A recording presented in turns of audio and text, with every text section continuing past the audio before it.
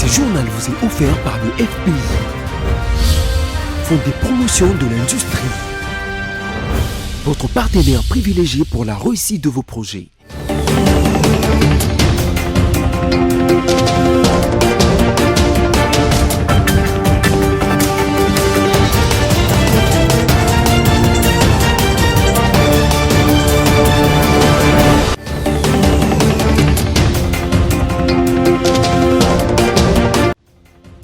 Bienvenue à tous à cette édition rétrospective. En voici le titre. Le président de la République, Félix-Antoine Tshisekedi Tshilombo, a pris part au cours de cette semaine finissante à la COP 15 organisée à Abidjan en Côte d'Ivoire sur la désertification et la sécheresse. Et puis, deux grandes figures de l'opposition en République démocratique du Congo se sont rencontrées au cours de cette même semaine. Il s'agit d'Augustin Matata Ponyo et de Martin Fayulu Madidi. Les deux personnalités ont discuté entre autres autour du bloc patriotique. Et puis la journée mondiale du lupus, une maladie auto-immune, a également été célébrée au cours de cette semaine. Les détails sur ce que c'est cette maladie et comment se soigne-t-elle ont été donnés.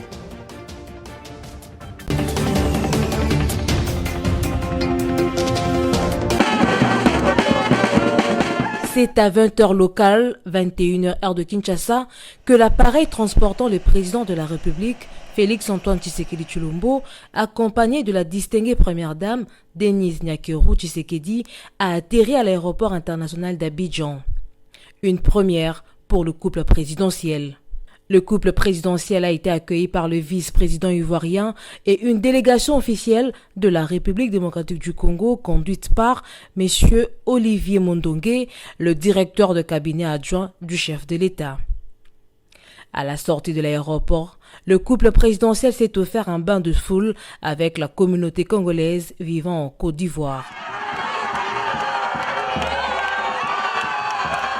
Sous cette ambiance chaleureuse, le président et la première dame ont salué la foule et échangé avec certains compatriotes présents sur place. Le président de la République qui arrive de Djouba au Sud-Soudan vient ici à Abidjan pour participer au sommet des chefs d'État de la COP 15 sur la lutte contre la désertification et la sécheresse. De son côté, la distinguée première dame prendra part au caucus genre de la COP 15. Le caucus discutera des questions émergentes et des recommandations politiques issues de l'étude sur les impacts différenciés de la désertification, de la dégradation des terres et de la sécheresse sur les femmes et les hommes.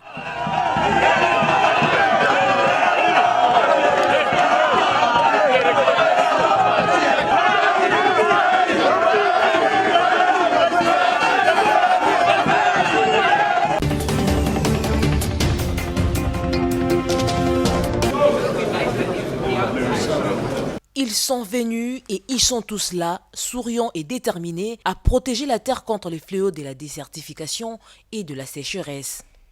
Eux, ce sont les chefs d'État et de gouvernement, les ministres, les ambassadeurs plénipotentiaires, les scientifiques et les dirigeants des organisations de la société civile présents à Abidjan, en Côte d'Ivoire, ce lundi à l'ouverture de la COP 15, la 15e conférence de l'Organisation des Nations Unies des parties sur la lutte contre la désertification et la sécheresse. Le président Félix-Antoine Tshisekedi Tshilombo de la République démocratique du Congo a répondu présent à l'invitation de son homologue ivoirien Alassane Ouattara, l'hôte du jour, aux côtés d'autres présidents dont Nana Akufo-Addo du Ghana, Mohamed Bazoum du Niger. Le président de la République a adopté la déclaration d'Abidjan, un engagement politique unanime pour la gestion durable des terres et la restauration de leurs écosystèmes. Je voudrais réitérer mon appel aux pays développés à réduire davantage leurs émissions de gaz à effet de serre et à tenir l'engagement de mobiliser 100 milliards de dollars par an afin d'aider les pays en développement à réussir leur adaptation au changement climatique et leur transition énergétique. Dans ce contexte, je voudrais féliciter le Fonds monétaire international pour la mise en place du Fonds fiduciaire pour la résilience et la durabilité en vue d'aider les pays vulnérables à faire face aux défis structurels qui présentent des risques macroéconomiques tels que les changements climatiques et les pandémies. Tour à tour, les chefs d'État présents à Abidjan ont pris la parole pour réfléchir sur des mesures urgentes à prendre en vue de reboiser les forêts, de développer de bonnes pratiques agricoles, de prévenir l'érosion des sols, de gérer les ressources en eau, d'améliorer la gestion des pâturages, des forêts et du bétail. Mesdames et messieurs, les questions relatives à la dégradation des terres préoccupent au plus haut point mon pays, la République démocratique du Congo, connu pour l'immensité de ses ressources naturelles, notamment sa méga biodiversité et ses dizaines de millions d'hectares de terres arables qui font de lui un pays solution face aux nombreux défis environnementaux rencontrés. Je tiens à rappeler ici que les forêts congolaises au sein du bassin du Congo séquestrent plus de 140 gigatonnes de dioxyde de carbone. Les récentes études scientifiques basées sur les observations faites à partir d'une tour à flux installée dans la réserve de biosphère de Yangambi au nord-est de mon pays attestent que les forêts du bassin du Congo sont actuellement le premier poumon mondial. L'initiative d'Abidjan, présentée par le chef d'État ivoirien, l'une des réponses de la Côte d'Ivoire à la mise en œuvre des résolutions de la COP 15, devrait permettre de mobiliser près d'1 milliard de dollars auprès des bailleurs de fonds pour restaurer les terres dégradées.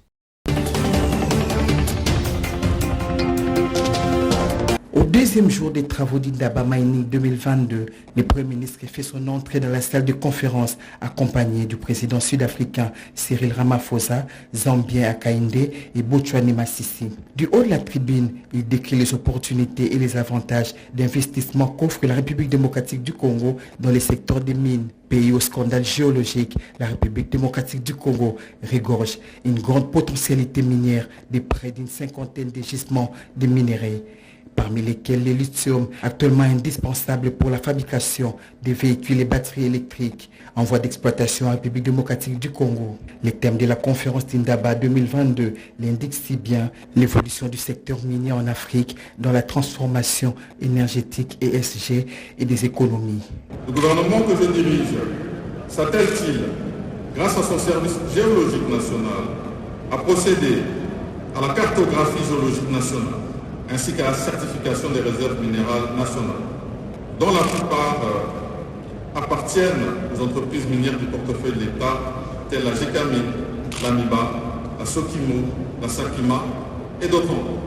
Et d'autres potentiels restent disponibles dans le cadre de notre plan cadastral orchestré par notre cadastre minier.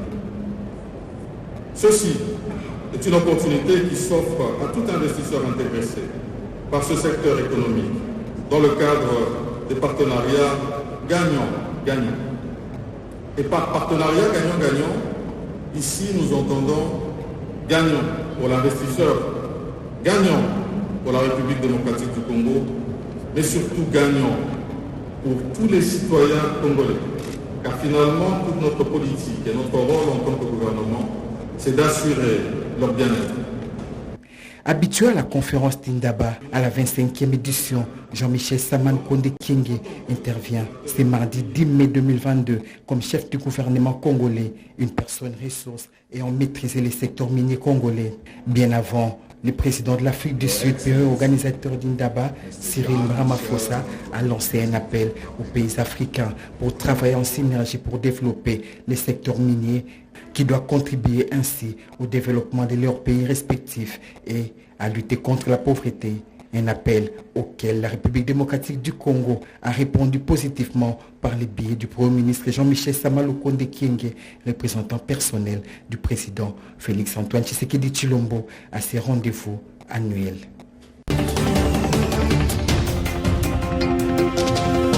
Le rapport de la commission socio-culturelle du Sénat sur la proposition de loi portant protection et promotion des droits des peuples autochtones pygmées a été adopté ce mardi au cours d'une plénière sous la houlette du speaker de la haute chambre du Parlement, Modeste Bahati Lukwebo, après un débat houleux. Au cours de ce débat général, les sénateurs ont soulevé plusieurs inquiétudes quant à la base juridique. Pour les uns, ce texte offrirait un statut spécial aux peuples autochtones pygmées au détriment des autres peuples en leur accordant plusieurs avantages. Certains sénateurs sont allés plus loin en le taxant de discriminatoire et stigmatisant des allégations qui ont été balayées par les membres de la commission socio-culturelle qui ont pris la parole, surtout par la mise au point de l'honorable président du Sénat, Modeste Bahati. À ce jour, si nous sommes corrects, si nous sommes véridiques, nous devons reconnaître que ce groupe de compatriotes est discriminé. Il faut un certain sursaut de patriotisme et d'amour, comme on l'a dit ici, du prochain, pour que nous puissions nous prononcer clairement. D'abord, sur la légalité et la constitutionnalité de la loi. Ce débat était encore plus houleux et plus animé à l'Assemblée nationale, je me rappelle. Mais on a fini par comprendre qu'effectivement, ce groupe de population mérite une attention particulière. Prenons le courage de dire que les peuples autochtones qui sont concernés ici, ce sont les Pygmées. Nous devons respecter nos engagements envers la communauté internationale. Votée par l'Assemblée nationale de la deuxième législature de la Troisième République en 2015, cette loi permet de doter la RDC d'un cadre juridique adapté pour déterminer les principes fondamentaux de la promotion des Pygmées en tant que groupe autochtone vulnérable. Une fois promulguée par le chef de l'État, elle garantira particulièrement aux Pygmées les facilités d'accès à la justice et aux services sociaux de base, la plénitude de la jouissance des terres et des ressources renfermées dans leur milieu de vie respectif, notamment. Il faut signaler qu'une forte délégation des membres de la communauté des peuples autochtones pygmées a participé à la plénière de ce mardi.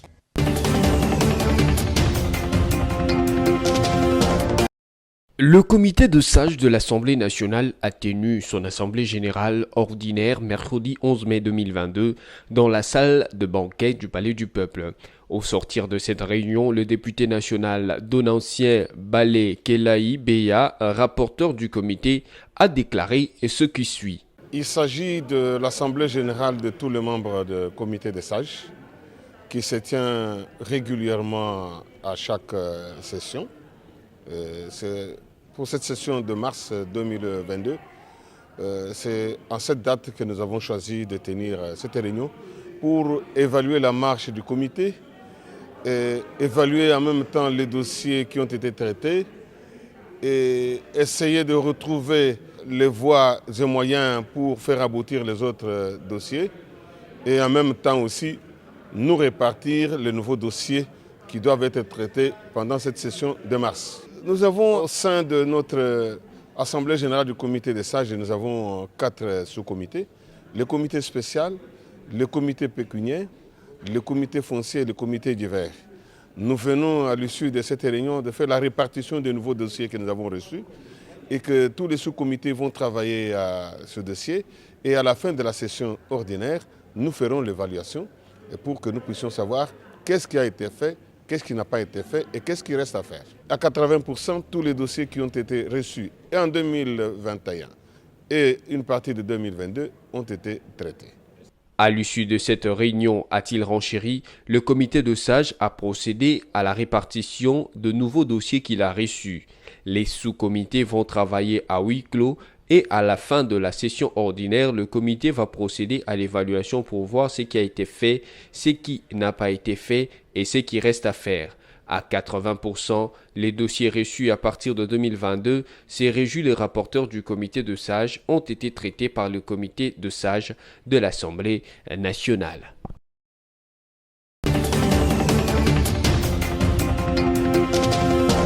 Nous venons d'épuiser l'examen et l'adoption de 18 thématiques que contient la proposition de loi initiée par les 13 collègues ou personnalités. Après avoir vidé ces préalables, À présent, nous envoyons cette proposition de loi avec toutes les options adoptées par la plénière pour un examen approfondi à notre commission politique, administrative et juridique. Le bureau invite la dite commission à tout mettre en œuvre pour réaliser le travail dans un délai de 10 jours. D'accord? Nous sommes le 12. Il faudrait que le 23, si ce n'est pas férié, que nous puissions organiser une plénière pour adopter et envoyer au Sénat, de sorte qu'à la fin de ce mois, que la loi soit promulguée. Et les 15, nous partons en vacances. Les 10 jours courent à partir de demain, vendredi 13, jusqu'au 23 mai 2022. Comme de coutume, les collègues non membres de cette commission peuvent prendre utilement part à ces travaux en vue de les enrichir.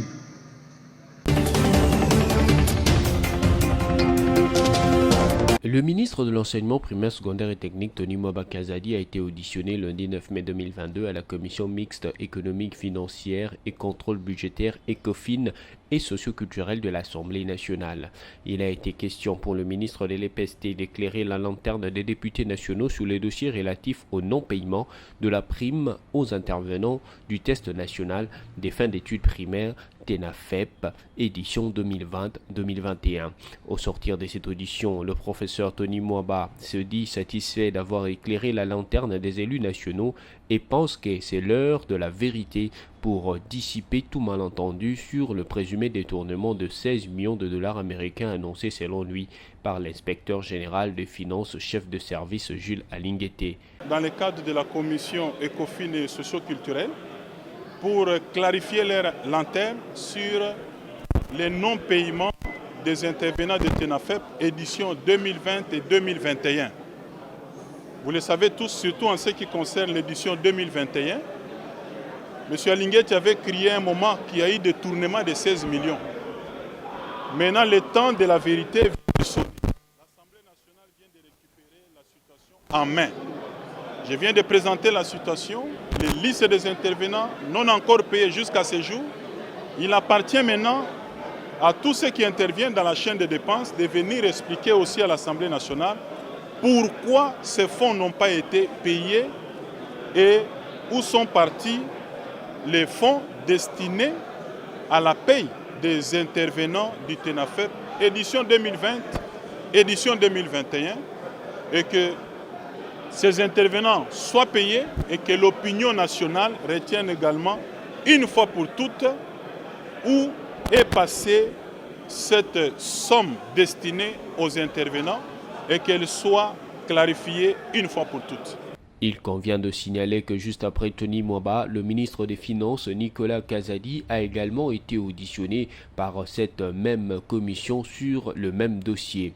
Selon le président de la commission socio-culturelle, l'inspecteur général de finances Jules Alinguete sera aussi invité dans le prochain jour au sujet du même dossier pour, a-t-il martelé, permettre le bon déroulement de l'année scolaire en cours. Face aux enjeux de l'heure, à la situation politico-sécuritaire dans l'est de la République démocratique du Congo et sur l'ensemble du territoire national, deux hommes et deux expériences se sont rencontrés pour épiloguer et relever les pistes de solutions quant à ce bloc qui pour le moment rassemble tous les partis de l'opposition, mais aussi des mouvements citoyens et laïcs. Et donc je crois que nous avons aussi abordé cette question, d'autant plus que nous avons fait les tours d'horizon de toutes les grandes questions qui sont aujourd'hui géré par l'opposition. Leadership et gouvernance pour le développement fait désormais partie du bloc patriotique pour élever les défis de l'heure en République démocratique du Congo.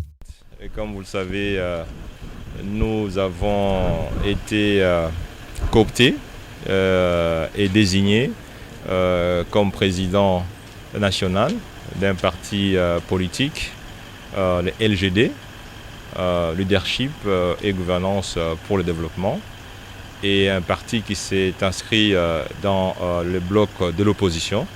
Et il était donc important que nous puissions rendre visite à tous les grands animateurs du bloc de l'opposition. Et comme vous le savez, Martin Fayulu est un des responsables donc, de l'opposition. Après Martin Fayulu, plusieurs rencontres sont envisagées par le candidat président de 2023 avec les autres leaders politiques et des mouvements citoyens pour lever des grandes options concernant les élections de 2023.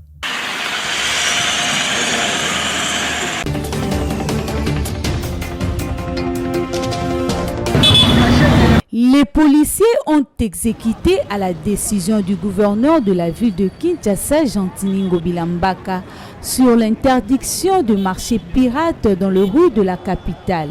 Ce lundi 9 mai 2022 à Kinshasa, précisément dans la commune de Kalamoran, Point Victoire, tous les vendeurs de marchés pirates ont été chassés par les policiers pour éviter les dégâts des accidents et les embouteillages.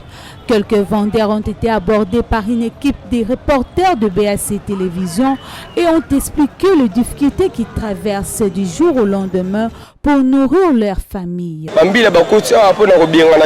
puis à chaque fois,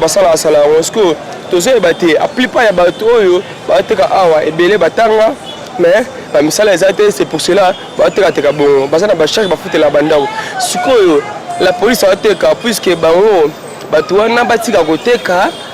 bakoma omi bibiso lonso tout ma vana dona ndako pona l'état akoma kangado biso to ma koyiba après bango ba ya lisusu ko kanga biso bending ona koyiba eza mabe fo moto aluka. Alors espace dona grand marché akanga yango pana mikole belé.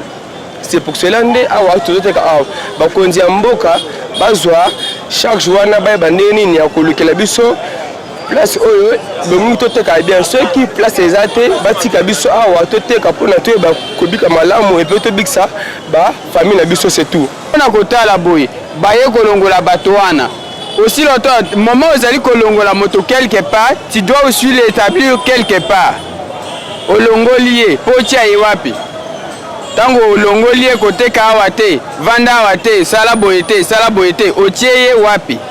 Est-ce que c'est ça la question que nous devons nous poser? Dans ces cas, les autorités de la ville de Kinshasa ont le devoir de prendre les pistes de solutions afin de trouver les espaces appropriés pour les vendeurs pour faire disparaître l'image du marché pirate dans les grandes artères de la capitale Kinshasa.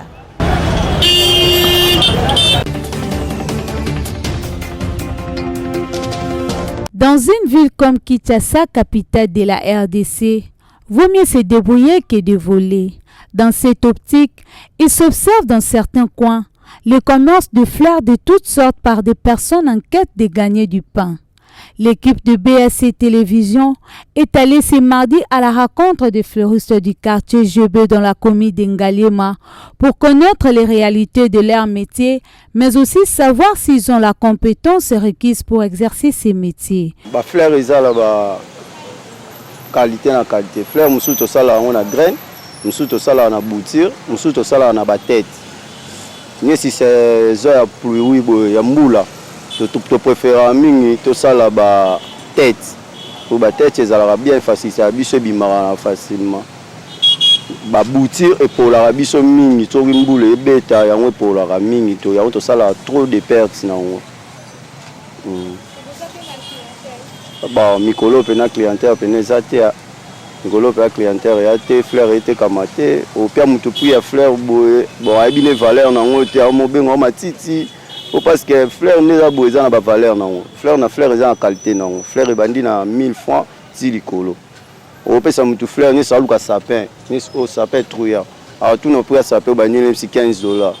o matiti bona ke soma na $15 za 5 000 otake au moins kende boyoka ineka na ba primo bo opesi on po zwa mwa mbongo o fanisa fleur bo kolelia ko munene zoteka mate donc quoi pas fleur pena eteka. Dans le souci de voir le jeune dans des choses plus utiles, ces fleuristes motivent le jeune quinois à se débrouiller. Conseil na pesa ba jeune soza na makila na mayo zana na fox faut era ngo ya profiter o kolata musala o salata musala mo boye e dakayo.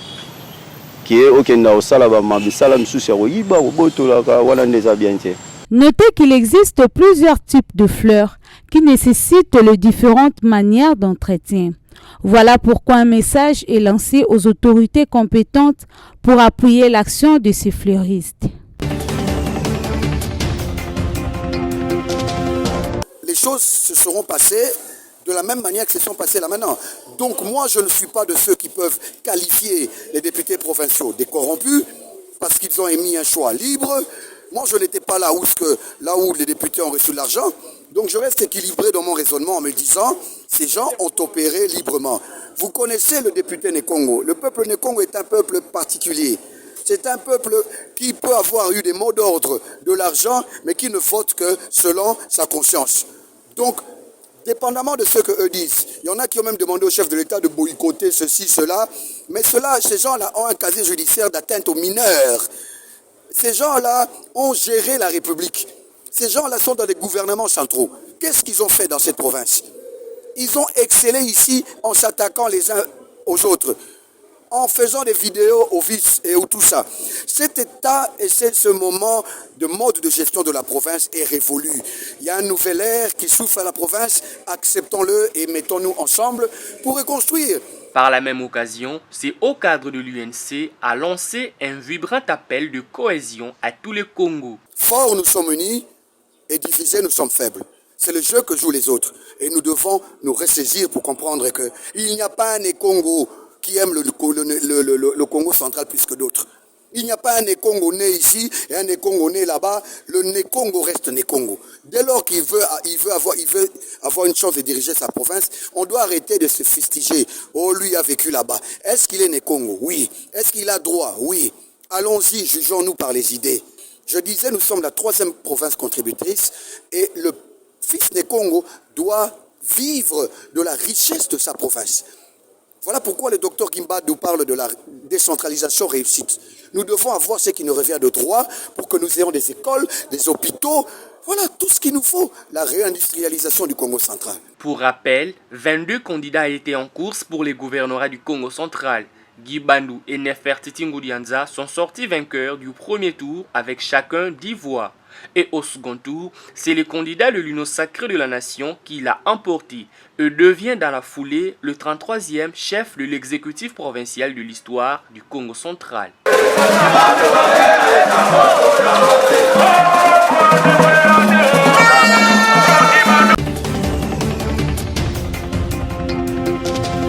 Quelqu'un a avoir une idée vis-à-vis du programme parce que tous les candidats refusaient de ressortir leur programme, sinon d'être copié par X ou par Y. Et nous nous sommes rendus compte que la plupart, sur 80% des candidats, leur projet de société était le même. L'honorable Eugène Diomi a été un candidat comme tout le candidat. Mais des propos opprobres qu'il a voulu jeter sur cette institution m'a offusqué. Et je suis en train de le répondre personnellement. L'honorable candidat gouverneur Eugène Diomi est venu me voir en tant qu'électeur. Je lui ai posé la question la première fois. Allez voir les députés. Ne venez pas vous focaliser sur le président Vouemba. Parce que Vouemba n'a qu'une seule voix. Je crois que vous étiez là le premier jour à ma résidence. Il est revenu le deuxième jour en disant en caca, parce que c'est mon petit-fils, en caca, par rapport à ce que je suis venu vous voir. Vous savez, dans une campagne, quand nous faisons de campagne, tout le monde peut prendre un coca, un biscuit ou tout ce que vous voulez. Comme vous n'aimez plus manger chez les autres, vous n'aimez plus boire avec les gens, c'est pour cela, moi, je vous remets mon makasu, mon tsamba, mon lungwela, mon tondolo et tout. Et il me propose de me donner un chèque de $50 000. Je lui pose la question, à quoi servira ce chèque? Je n'en ai pas besoin. Le Makasu, le Tondolo, le Ntsamba, le Lungouila que vous m'avez donné, c'est suffisant. Et il me dit, non, si c'est comme ça, je vous fais un contrat de 6000 sacs de ciment. Je lui ai posé la question, mais où est-ce que vous aurez ces 6000 sacs? Chez Sinat. Ça m'a encore fait plus mal, parce que Sinat n'est pas encore ouvert, et je suis en contact avec les travailleurs de Sinat, qui sont en train de se démerder pour trouver un autre partenaire pour qu'ils puissent venir là-bas. Mais je me serais en faux. L'honorable Guillaume a été gracié par le chef de l'État. Il n'a pas été amnistié. Il a interdit des alentours de 500 mètres des écoles de filles. Et c'est quelqu'un comme ça qui croyait qu'ici, les députés ne le savaient pas. Comment voulez-vous confier le gouvernorat à quelqu'un qui ne peut même pas aller rendre visite aux écoles de filles? Et il ne doit pas dépasser 500 mètres. C'est un très mauvais d'ailleurs. À la prochaine plénière, nous allons voir s'il ne va pas y avoir une saisine à la justice.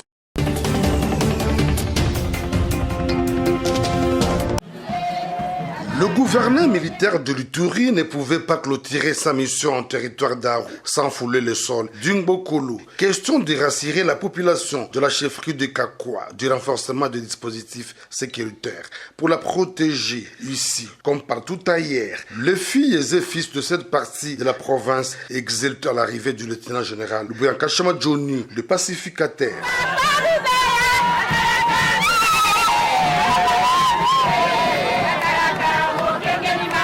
Dans son adresse, le chef de l'administration militaire a également rassuré cette population de la détermination à mettre fin aux tracasseries sous toutes ses formes.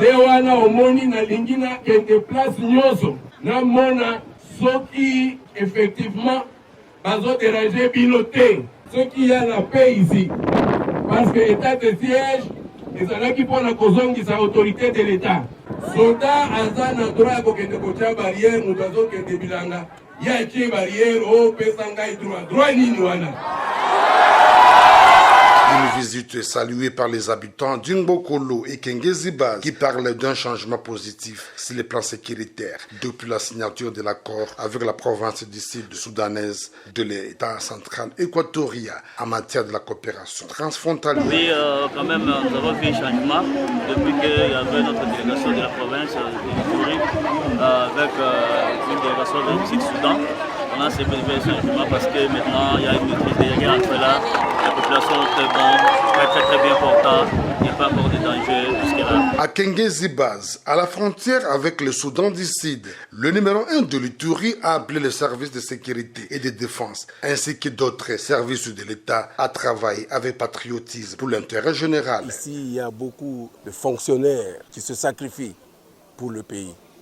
Et il était donc important pour moi de venir les voir et de voir aussi, de visiter aussi la frontière, notre frontière, qui a son importance et au besoin donner des conseils parce qu'il y a toujours des petits problèmes. Nous sommes à Bunia, chaque jour c'est Kengezibaz. Maintenant au moins j'ai vu les fonctionnaires, j'ai eu l'opportunité de parler avec eux, j'ai eu l'opportunité de les encourager. Et donc, je pense que c'est une bonne chose pour nous. Une descente clôturée par la visite d'un pont construit non loin du chef-lieu de la chefferie de Kakwa pour désenclaver cette partie de la province de l'Ituri. Conférence débat ce jeudi 12 mai dans la grande salle de conférence Saint-Sylvestre au siège de la Cinco à Kinshasa-Gombe. Conférence organisée par les amis de Wechi de Belgique. Cet ASBL a axé sa conférence sur différents thèmes, notamment les 13 ans d'enquête sur la fraude électorale en RD Congo, référence au référendum de 2005, l'opposition entre Joseph Kabila et Jean-Pierre Bemba en 2006, contentieux électoral entre Étienne Tshisekedi et Joseph Kabila Kabange en 2011, enfin en 2018 entre Félix Antoine Tshisekedi et Martin Fayoulou. Au sujet de ces thèmes, il y a eu projection d'un film documentaire réalisé par les amis de Wechi de Belgique sur la fraude électorale et la vérité de la vérité des urnes. Autre thème exploité, c'est le plaidoyer pour la modification de l'article 38 de la loi électorale concernant l'envoi des témoins dans tous les bureaux de vote et la création d'un organe de contrôle des élections. Le dernier thème, c'est la reprise des émissions de l'ASBL, les amis de Wechi de Belgique en RD Congo. En fait, les maladies auto-immunes, ce sont des maladies où nous produisons en fait des anticorps et nos propres anticorps s'attaquent au tissu de l'organisme. C'est comme ça que nous parlons de maladies auto-immunes. Alors, c'est une maladie qui est auto-immune, qui est chronique et qui, en fait, s'attaque au système, à tout ce qu'on a, en fait, au tissu conjonctif. C'est comme ça que, c'est ça, en fait, la définition du lupus érythémateux disséminé. On parle de lupus parce que dans les manifestations, évidemment, les manifestations diffèrent d'une personne à une autre, mais on parle de lupus parce que dans les manifestations, nous avons en fait des érythèmes en masque et des loups. Donc, le terme lupus vient en fait du mot loup. C'est un mot latin, lupus, qui signifie loup. Voilà. La maladie se manifeste. Il y a deux manifestations principales qui sont connues, c'est-à-dire nous avons cet érythème en forme d'aile de papillon ou en masque de loup. Comment est-ce que je peux décrire ça? Ça se voit très clairement chez les personnes de teint clair ou chez les blancs. Vous voyez pratiquement une rougeur à ces niveaux sous forme des ailes de papillon de deux côtés. C'est comme ça qu'on parle des érythèmes en masque de loup ou en aile de papillon. Donc d'où le mot lupus érythémateux, donc des érythèmes. Alors, ça c'est la première manifestation, mais il existe aussi une autre manifestation, c'est que la maladie se caractérise par une polyarthrite, c'est-à-dire des atteintes polyarticulaires. Plusieurs articulations sont touchées au même moment. Et je pense que nous l'avons dit que c'est une maladie apparemment qui s'attaque à tous les tissus conjonctifs dans l'organisme. Il y a plusieurs molécules qui sont utilisées, mais nous savons que principalement on utilise la chloroquine, l'hydroxychloroquine qui est aujourd'hui utilisée pour soigner la COVID-19. Mais à part l'hydroxychloroquine, on utilise aussi les glucocorticoïdes. Les corticoïdes, en fait, ce sont des médicaments que nous trouvons ici sur les marchés, par exemple le prednisolone, la dexaméthasone. Mais en plus de ça, on peut être amené à utiliser les immunosuppresseurs, en fait, toutes les molécules ou tous les médicaments qui suppriment l'immunité. Et dans les immunosuppresseurs, en fait, il y a beaucoup de molécules qu'on utilise. Donc, je crois que principalement, ce sont ces trois groupes de médicaments qui sont utilisés. Mais bon, en fonction des complications, on peut recourir à d'autres médicaments. Et en fait, comme ils ont la maladie, quand ils ont des petits problèmes de santé, il est mieux qu'ils consultent, qu'ils viennent à l'hôpital parce que les médecins savent quel type de médicaments il faut donner et quel type de médicaments il ne faut pas donner pour éviter que la maladie ne se déclenche ou ne s'aggrave.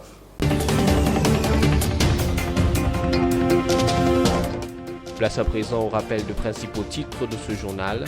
Le président de la République, Félix-Antoine Tshisekedi Tshilombo, a pris part au cours de cette semaine finissante à la COP 15 organisée à Abidjan en Côte d'Ivoire sur la désertification et la sécheresse. Et puis, deux grandes figures de l'opposition en République démocratique du Congo se sont rencontrées au cours de cette même semaine. Il s'agit d'Augustin Matata Ponyo et de Martin Fayulu Madidi. Les deux personnalités ont discuté entre autres autour du bloc patriotique. Et puis la journée mondiale du lupus, une maladie auto-immune, a également été célébrée au cours de cette semaine. Les détails sur ce que c'est cette maladie et comment se soigne-t-elle ont été donnés. C'est par ici que s'achève cette édition rétrospective. Merci à vous de l'avoir suivi et bon week-end chez vous.